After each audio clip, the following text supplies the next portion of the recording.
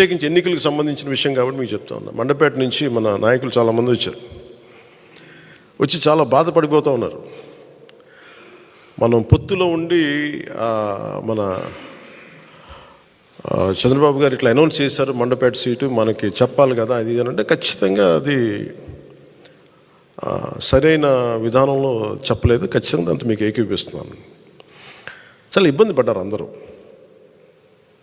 మనకి మండపేట లాంటి నియోజకవర్గంలో పోయినసారే ఒక 18% ఓటు ఉంది.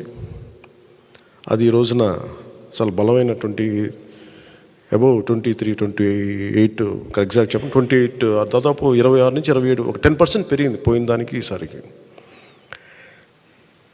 నేనేం చెప్పానంటే వాళ్ళందరికీ,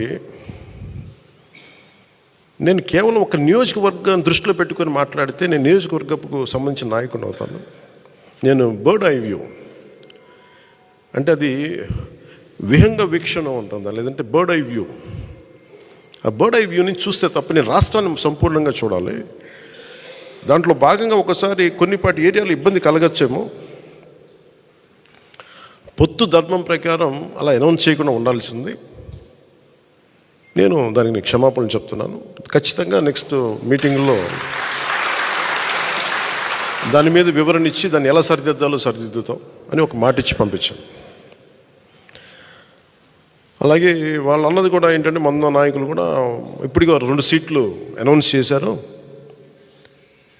మరి ఇది పొత్తు ధర్మమేనా నన్ను అడిగితే అట్లా కొన్ని ప్రత్యేక పరిస్థితులు ఉంటాయి, వాళ్ళు కూడా మనం అర్థం చేసుకోవాలి కదా.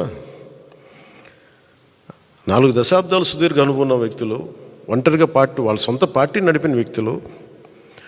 ఒక్కోసారి ఎట్లా ఉంటుందంటే పొత్తు ఆ సైజు వ్యక్తులకి ఒక ఇరుకు చొక్క అథారిటీకి దారేదులో చెప్తూ ఉంటాం. ఒక బలమైన వ్యక్తికి సరిపోయిన కోటేస్తే కొంచెం ఇరుగ్గా ఉంటుంది కదా, టైట్గా ఉంటుంది. అలాగే ఒకసారి పొత్తు ఆ స్థాయి నాయకులకి చాలా ఇబ్బందిగా ఉంటుంది ఒక్కోసారి. కానీ వాస్తవాలు వేరుంటాయి, క్షేత్రస్థాయి పరిస్థితులు వేరుగా ఉంటాయి. అందుకని ఒక్కోసారి అనుభవం ఇటు ఒకసారి గబుక్కుని ఒక మాట అన్నిస్తుంది. లోకేష్ గారు ఆ రోజు మా నాన్నగారు ముఖ్యమంత్రి ఎన్ని అన్నా కానీ ఇవన్నీ నేను ఎందుకు దాన్ని పెద్ద మనసుతో వదిలేస్తానంటే,